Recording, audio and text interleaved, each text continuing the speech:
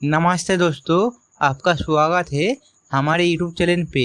दोस्तों, आज के हमारे इस वीडियो का टॉपिक है difference between kilowatt and KVA. मतलब कि इलेक्ट्रिकल के अंदर किलोवाट एंड केवीए इन दोनों में क्या अंतर होता है। तो चलिए दोस्तों, बिना देरी ना करके वीडियो को स्टार्ट करते हैं।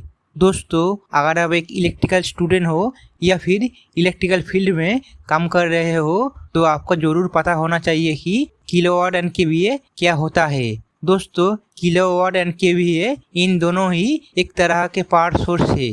दोस्तों, इलेक्ट्रिकल उपकरण के अंदर इन दोनों शब्दों का प्रयोग कुछ जगह पर केवीए में किया जाता है और कुछ जगह पर किलोवाट में किया जाता है। जैसे कि ट्रांसफार्मर, जनरेटर, इन दोनों पावर सोर्स का रेटिंग केवीए के अंदर होता है, लेकिन मोटर का रेटिंग हमेशा किलोवाट के अंदर होता है।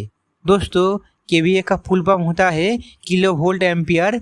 दोस्तों, आप कभी ना कभी देखे होंगे कि जो ट्रांसफार्मर और जनरेटर होता है, इन दोनों उपकरण के नेम प्लेट में केवीए लिखा हुआ रहता है।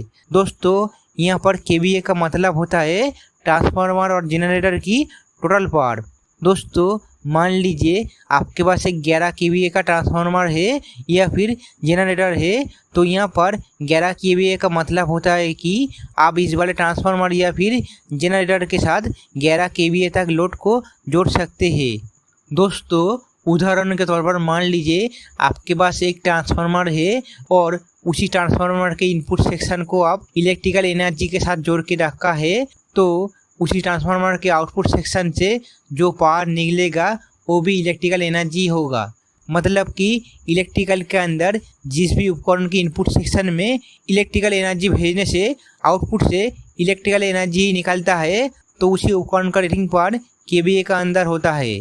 दोस्तों, ठीक इसी प्रकार इलेक्ट्रिकल के अंदर जिस भी उपकरण के इनपुट सेक्शन में इलेक्ट्रिकल एनर्जी भेजने से आउटपुट से मैकेनिकल एनर्जी निकलता है, तो उसी उपकरण का रेटिंग पावर किलोवाट में आता है।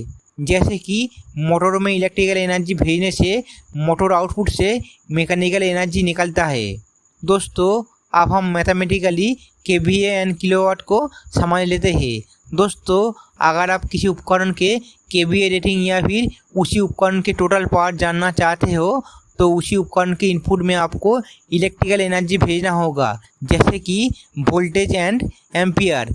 तो इस तरह से हम उसी उपकरण के आउटपुट से कितना वोल्टेज एंड कितना एम्पियर निकल रहा है उसी को देख सकते हैं। और अगर उसी उपकरण के टोटल रेटिंग पावर 1000 से ज़्यादा है, तो उसी उपकरण का टोटल रेटिंग पावर केवीए में होता है।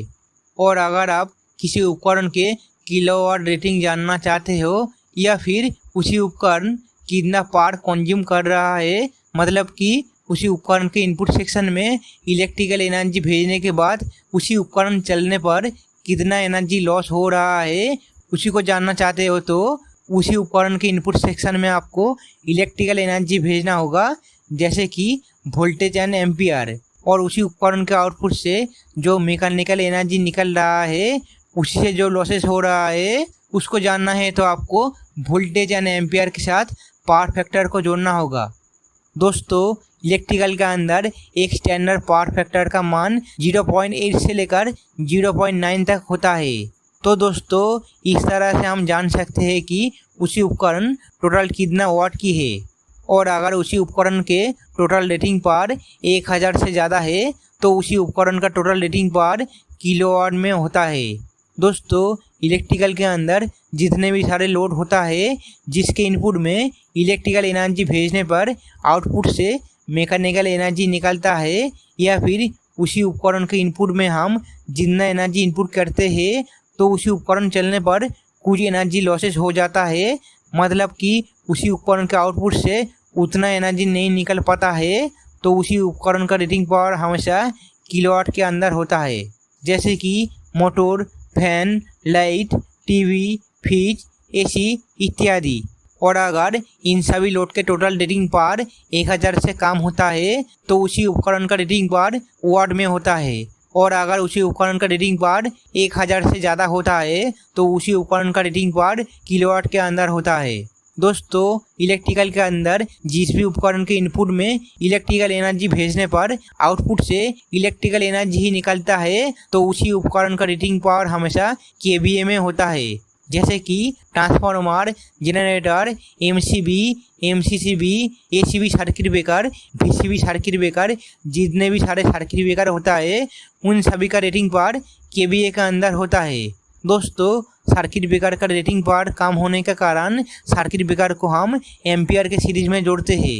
दोस्तों अगर आपको इंटरव्यू के अंदर पूछा जाए कि किलोवाट टू केवीए और केवीए टू किलोवाट को कैसे निकालते हैं, तो आपका आंसर देना होगा कि किलोवाट को केवीए में बदलने के लिए किलोवाट से पावर फैक्टर को भाग करके निकल देना होगा। जैसे कि केवीए इक्वल किलोवाट भाग पावर फैक्टर, और केवीए को किलोवाट में बदलने के लिए आपको केवीए के साथ पावर फैक्टर को मल्टीप्लाई कर देना होगा। जैसे कि kilowatt equal KVA into power factor. दोस्तों आशा करता हूँ कि आज की इस वाले वीडियो से आपको केवीए और किलोवाट के बारे में बहुत कुछ जानकारी मिला। दोस्तों इस तरह के और भी इम्पोर्टेंट जानकारी पाने के लिए और इलेक्ट्रिकल से रिलेटेड ड्राइंग सीखने के लिए मेरे हर वीडियो को लाइक, शेयर, कमेंट करके मेरे चैनल को सब्सक्राइब करके बेल आइकन को ऑल करके रखना, ताकि मेरे हर वीडियो का नोटिफिकेशन आपको मिलता रहे। और अगर आप इस वीडियो को फेसबुक से देख रहे हो तो मेरे पेज को फॉलो करके जाना।